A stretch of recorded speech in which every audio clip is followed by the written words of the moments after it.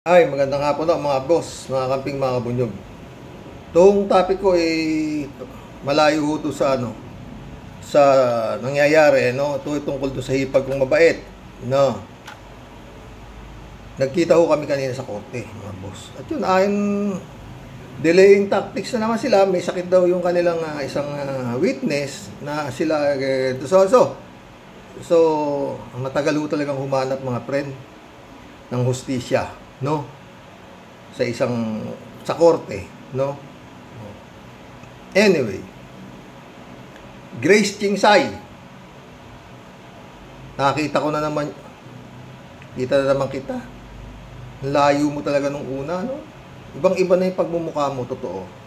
At masama pa tingin mo sa akin, ha? Bakit? Galit ka sa akin? Ano kinagagalit mo, Grace Chingsay? Magsabi ka nga kasi. Ha?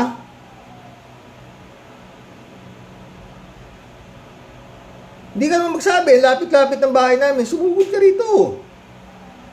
Hindi naman kita masugod dyan, eh. Oo. Gusto kita makausap, sabi ko sa'yo, di ba? Punta ka rito, sabi mo kung ba't ka galit. Anong ginawa ko sa'yo masama? Lalong wala ka masasabi sa asawa ko. Walang ginawang masama asawa ko sa'yo, ha? Grace Chingsay, malapit na mahal na araw. Hindi ka kaya salbahin sa impyerno, niyang simba mo na simba sa ginagawa mong kahayupan sa kapatid mo. Hindi makatao yan. Ha? Grace Chingsay? Anong pumasok sa tuktok mo, no? Nanghihingalo tatay mo, ako pa ang nagremedyo para madala siya agad sa ospital dahil wala ka, eh. Bibili ka ng oxygen. Pero ako, nakaremedyo ako.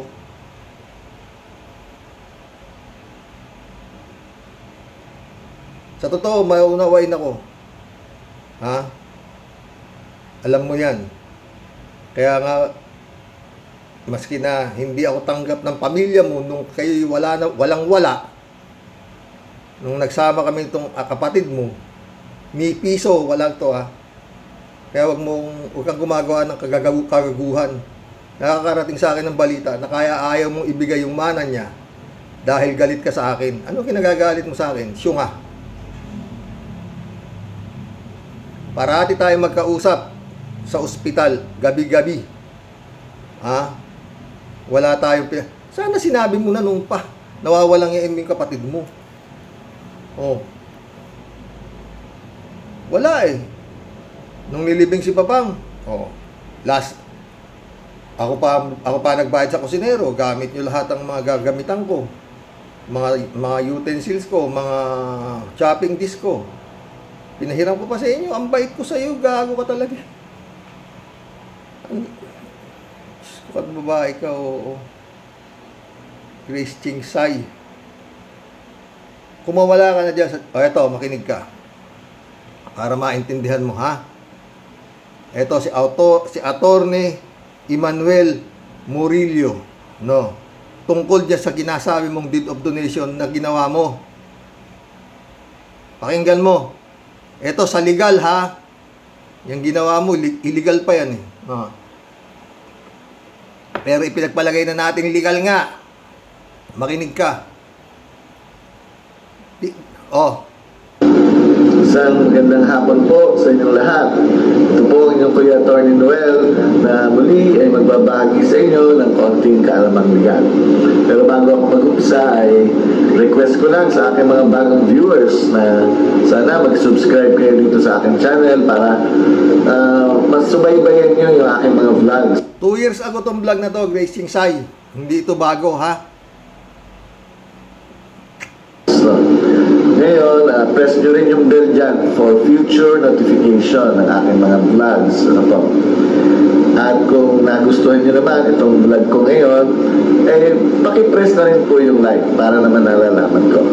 Alam niyo po, ang bawat vlogs na ito ay pinaghahandaan ko. Kaya, syempre, gusto ko rin naman malaman kung naging interesado ang aking mga viewers at nagustuhan nila. So, okay. Ngayon ba, ang ating pag-uusapan na topic, no? Marami pong nagpapadala kasi sa akin ng comments na naman na pag minsan merong ibinibigay sa kanilang property, titulo ng lupa, iwanan lang sa kanila at bahala na daw sila. Yun daw ang bigay nila sa kanya ng mga kung sino man ang gustong magbigay, yung kamag-anak, nanay at tatay. Pero, ngayon, hindi niya mailipat. Gwapo to si Attorney Emmanuel Murillo. Sa pangalan nila, dahil wala, iniwanan lang yung titulo, iniwanan lang yung ORC at hindi nagawa ng anumang dokumento. So, ito, bibigyan ko kayo ng mga yung documents o yung mode of conveyance na kailangan. Sana makarating to sa'yo, Grace Singsay. At dyan sa abogado mo. Para mailipat sa inyo ang titulo ng posible namang hindi alam to ng abogado mo. Lupa o RCR ng sasakyan. Kaalamang legal to Grace Singsay. Yung ginawa mo, illegal eh.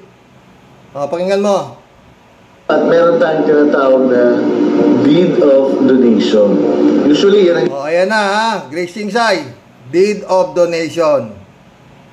Sige. Ginagamit. Ang mga magulang magbibigay na ng lupa sa mga anak. Ang mode of conveyance ay deed of donation. Ang donor doon ay yung parents at yung donee ay yung pagbibigyan o yung anak. So, yan ay gagawa ng isang deed of donation. Pupunta kayo sa isang lawyer, notary public. Paghahanda kayo ng tinatawag na deed of donation at pipirmahan ng donor at ng donee. Medyo marami lang detalye tungkol dyan sa donation na hindi ko na i-discuss, pero ang mahalaga dyan ay unang-una merong acceptance ang donee o yung pinagbigyan. Marami pang detalye pala yan, Grace Singsay, pero simple lang ang pagkakayari mo sa ari-arian ng magulang mo Tuloy, attorney.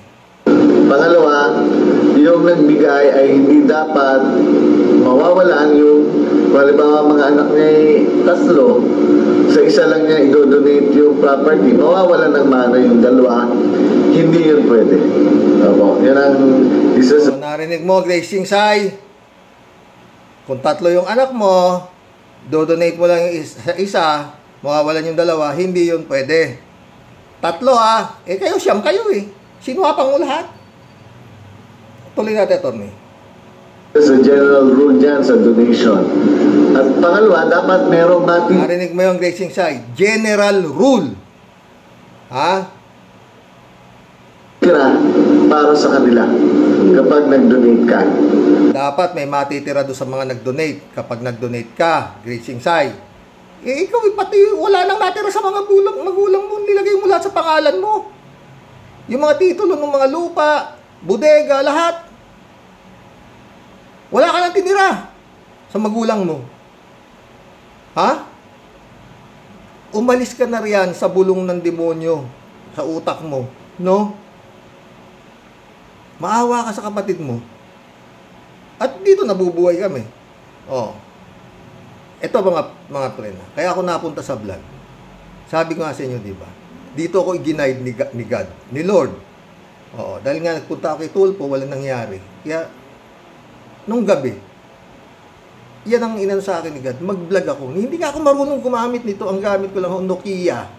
Yung tawag lang, hindi ako marunong gumamit ito. Mga touchscreen ito. Yung anak ko marunong, kaya ako nagpaturo. Nung una, pinagtatawanan ako Oo. Nung mga anak ko Pero ngayon, basta paano, natuto na rin ako. Dahil, ito talaga. Pero yun nga, napunta tayo sa politika. Pero ito talaga ang main kung ba't ako napunta rito. Tungkol dito sa napakabuti kong hipag. Tuloy. So, yan ang mahalagang mga detalye tungkol dyan sa donation. At ang isa pa ay yung sinasabi nilang ang donation ay kung merong condition ay dapat ma-fulfill o magawa ng donee bago mapasa kanya yung property. So, tandaan po natin yan. Kung halimbawa may binigay kayong property sa inyong mahal sa buhay, dapat merong mode. At ang mode ay yung deed of donation. Ayan. Meron naman yung mga tinatawag na sa mga korporasyon, halimbawa ng iba na yan. Oh, narinig mo, Gracing Sai? Ha? Hindi ka sa totoo lang, hindi ka nagtanong sa abogado. Paulit-ulit ako, Gracing Sai. Itong tinitirikan ng bahay ng lupa. Tinitirikan ng bahay ko ng lupa. Sa nanay ko to. Dalawa kami magkapatid. Pero hindi ko naisip yung kahayupang ginawa mo. Na papirmahin ko, naglukohin ko yung pirma ng nanay ko at magpagawa ko ng deed of donation. No? Kasi hindi talaga pwede. Sabi ng abogado, pag ginawa mo yan, pag humabol yung kapatid mo, mawawalang bisa yan. Kasi dapat may concern yung kapatid mo na hindi na siya interesado diyan sa property na maiiwan ng iyong ina na pinagkakaloob niya na yan sa'yo. Ganon. Tsaka ikaw, Gracing, andito yung kapatid mo si Epe yung isang gabi, kawawa naman, nagsusumbong sa akin. Mihiram lang daw sa'yo ng 2,000, ayaw pambigyan. Oo. Takot siya dahil yan, parang papalayasin mo raw yata siya o whatsoever. Naawa ko. Oo. Pero ikaw, anong klaseng kademonyo talaga pumasok sa tuktok mo? Ha? Ay, meron ka nga palang rito. Nakot ito nung pamangkin mo, si Nilo. Oo. Papa, yan yung Tita Grace, Eto ka, yan ka, Birthday nung anak ko to, wala ka pang pera dito. Ayan ka, bait-bait pa ng mukha mo rito, hindi ka pa, ayan, Ayun kaya tao. Ayun. Eto ka pa, Yun, naghuhugas ka ng plato. Ayan ka, baka gusto mong pakuha to, baka sakaling mahimas-masa ng utak mo. Eto ka pa, ito. Ayan ka, Ayan, Titingin ka sa pinanggalingan mo, Gracing Sai, ha? Ikaw naman, Betche, ito ka, Ayan ka, Ito ka, nung pinakuha kita sa manang mo, nung pumunta ako ng Saudi Arabia, buhat-buhat mo si Jorel. Ninang ka pa nga ni Jorel, Ayan ka, ayan, Ayan, kasama mo yung manang mo, na Saudi ako niyan, Pinagtulungan ninyo yung kapatid nyo, wala namang kasalanan sa inyo. Pareho kayong gago. Ha? At alisin mo sa tuktok nyo na walang naitulong sa inyo itong kapatid ninyo sa pagyaman nyo. Malaking kahibangan yan, Gracing Sai. Bakit? Dati ka bang mayaman? Ha? Dumating ako sa buhay nyo, wala kayo. Gago to. Lahat ng kinita ko sa Saudi Arabia, pinautang sa inyo lahat ng asawa ko. Walang tubo, maski piso. Asawa ko pa bumili ng lupa na tinitirikan ng bulok na bahay nyo. Hati pa nga tayo sa lote, di ba? Dahil ang bait ng asawa ko, maski siya ang bumili niya ng buo, nagtiwala siya na babayaran ninyo yung kalahati. At yun nga, binayaran ni Boy Ching sa yung kalahati after 3 months. After 3 months, rush sale yan, rush sale. Kung walang bompin, baka ako sa kayo dinampot. Huwag kasi kayong gumagawa ng istorya sa utak nyo na masamang tao ko. Napakabuti ko sa inyo. Nung nagsisimula kayong nagninegosyo, yung mais-mais na yan, wala ka pa rin. Nangungutang lang din kayo ng ipupuha na ninyo kay Leon Sokyat. Darating ako sa bahay. Maya sa the elf. Gabi. Mati ako gabi. Wala, iniram nila ng Grace. Pinanghakot nila ng mais. Oh. Matagal yon. Dahil di naman kayo mayaman eh. Nagsimula lang kayo sa pichi-pichi. Oh. Yung pala, hindi lang yung elf ko iniram nyo. Pati pera, pag panlikida. Yun lang hindi ko alam. Kala ko yung elf lang eh. Grace, mulat mo yung utak mo. Huwag kang tanga. Parehas kayo. Ikaw, Betchika. Ikaw ang alam mo lahat, ang istorya. Kasi nasa bahay ka namin eh. Nung wala ako sa Saudi, nasa Saudi ako eh. Alam mo ang buong istorya kung gaano kabait sa'yo yung asawa ko. Tapos ngayon, winawalang yan oh. Hoy, magtika kayo. Malapit ng mahal na araw. Yung kahayupang ginawa nyo sa kapatid nyo, hindi kayo kaya isalba sa impyerno. Kung naniniwala kayo sa Diyos. Ha? Ni katiting na kasalanan wala sa inyo yung walang ginawa sa inyo yung kapatid nyo. Para walang yain nyo. Ang bait. Alam mo yan, Bitchi. Alam mo yan. Maski ako, anong kasalanan ko sa iyo, Bitchi? Ha? Grace, anong kasalanan ko sa inyo? Ha? Wala naman kayong masabi. Sabi ko sa inyo, pera lang yan. Bibigay ko sa inyo yan. Kung may masasabi kayo na ginawa ko sa inyo masama,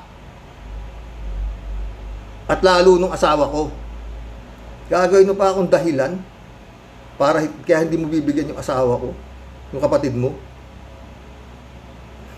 Kaya winawalang yan ninyo. Ako ang gagawin yung dahilan. Mga gunggong kayo, yun ang masasabi ko sa inyo. Oh. Kayong dalawa, mga gunggong kayo. Oh.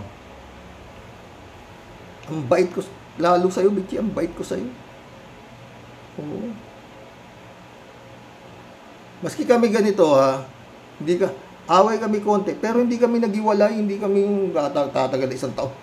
Eh, kayo, balita ako, mukhang maraming nakakarating sa akin, Bitchi, hindi kayo nagkakasundo niya asawa mo, daming pera niya na, ha. Isa sa mayaman yan dito. Oo. Pero sagad suporta ang ginawa sa'yo ng pamilya mo. Oh. Eh kung sa naitulong at naitulong lang din dyan sa pamilya mo, mas malaki naitulong ng asawa ko. Kung sa itinulong mo lang, Bitchi. Oh. Meron na yung ate mo eh, wala ka pa eh. Ano, gaalaga ka lang ng anak ko. Oh, hindi ako nunumbat. Mabait ako, alam mo. Alam mo yan. Kung gaano ako kabait, Bitchi, alam mo yan. Malabas tayo, kada sa labas, nunod tayo sine. Spoiled ka sa akin, ba't mo naisip? Bitchi.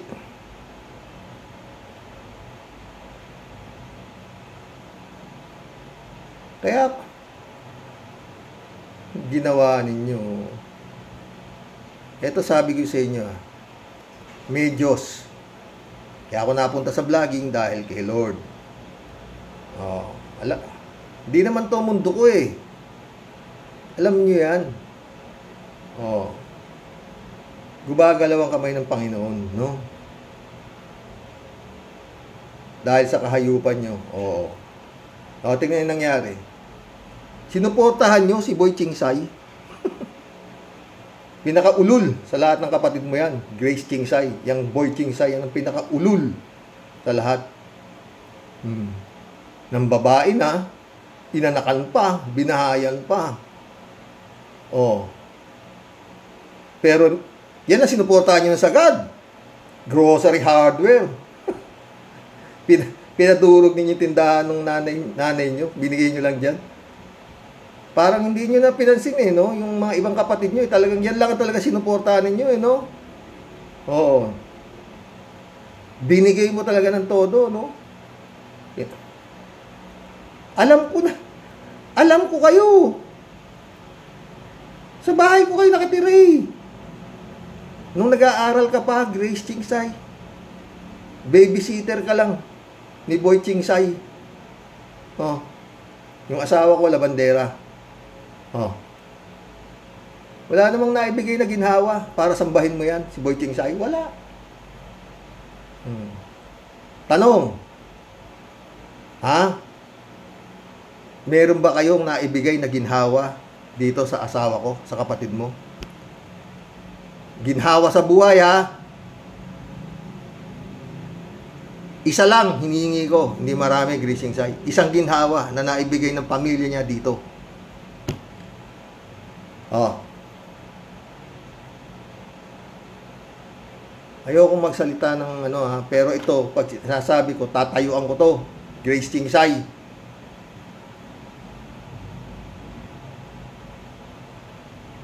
Nung napunta siya sa akin, yung buhay niyang pinanggalingan, mas gumanda. Oh. Ha? Alam ko kayo, kung ano kayo. Kaya wag niyo ako binubunggo. Nilalahat ko na yan, mga asawa na mga kapatid mo. Sino nakakakwentuhan mo? Ha, Grace Chingsay? Galit ka nga dyan sa asawa ni Bichi. Di ba? Kaaway kayo, di ba? Tapos ako, pero support to the max ka, ha? Oh. Pero sa akin, pero kay Bompin, anong kahayupan? Grace Chingsay. Narinig mo yun, abogado? Oh. Yung abogado mo, paulit-ulit, siyempre, babayaran mo, di lalaban yan, maski na pilipit. Ha? Masaya ka na ano, na nahihirapan yung kapatid mo? Ha? Nakikita mo? Demonyo ka. Hindi ka tao. Walang ginawa sa yung masama yung kapatid mo. Sa inyong dalawa, Bichi. Ha? Winalang niya nyo. Tumistigo ka pa, Bichi. Bugado, biyanan mo, ah. Dapat alam ng biyanan mo yan na mali yung ginagawa nyo. Oh. Meron pa akong pinakitang vlog, di ba? Kay Crisida Acosta. Oh. Tsaka huwag mong palabasin, Grace, na tanga yung magulang mo. Pinalalabas mong tanga sila. Sa'yo ipamamana lahat, sa'yo i-donate lahat ng ari-arian nila ng bilyon-milyon ng halaga. Mga bodega, mga ano. Syunga ka talaga, sa totoo lang.